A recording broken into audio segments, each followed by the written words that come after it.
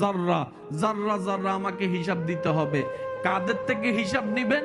জিন জাতি থেকে, মানব জাতি থেকে। সূর্য থেকে আল্লাহ হিসাব নিবে না। কেন?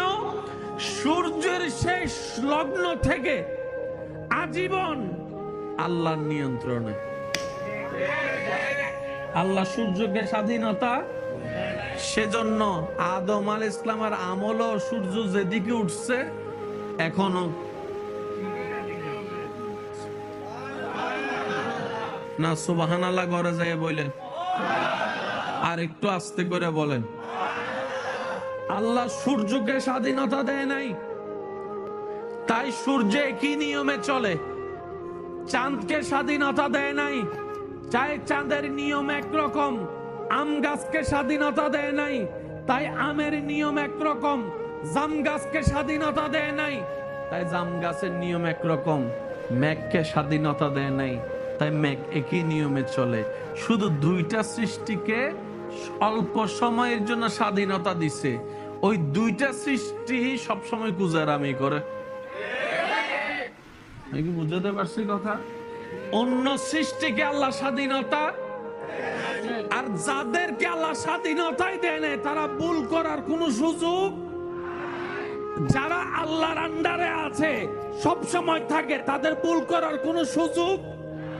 যাদের ভুল করার কোন সুযোগ নেই তাদের কোনো বিচারও হিসাবও। সেজন্য হাসরের ময়দানে আম গাছের কোনো বিচার নাই। আস্তে আস্তে করো না, আস্তে আস্তে। এদুন মানুষ 40 দেবা আজি। আল্লাহু আকবার। তারপর উনা পাইলে হন আবার আর গাইল দিবে নি।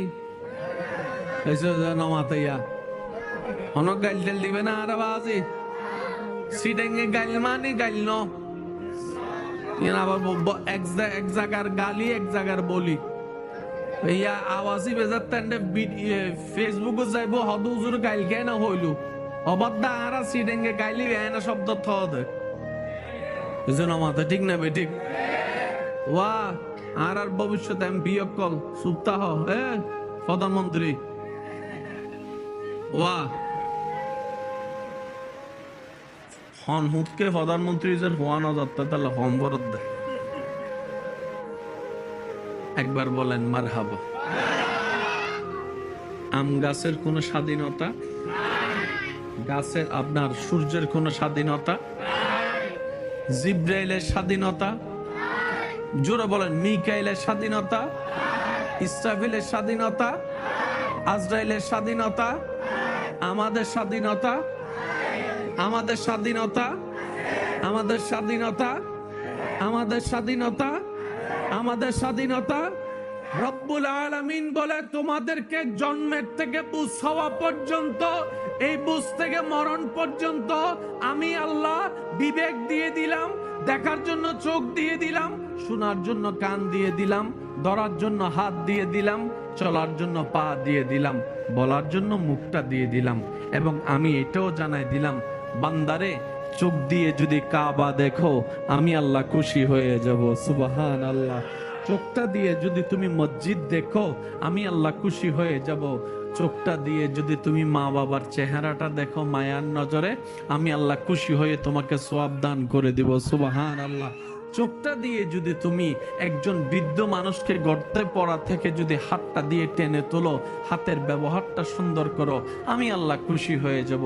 বান্দারে তোমার মুখটা দিয়ে যদি কোরআন তেলাওয়াত করো আমি আল্লাহ খুশি হয়ে যাব। সুবহানাল্লাহ। যাকে তাকে বড় ছোট সবাইকে যদি মুখ দিয়ে সালামটা দাও আমি রব খুশি হয়ে যাব। সুবহানাল্লাহ। ভালো কাজের আদেশ যদি দিতে পারো, মন্দ কাজ থেকে যদি মানুষকে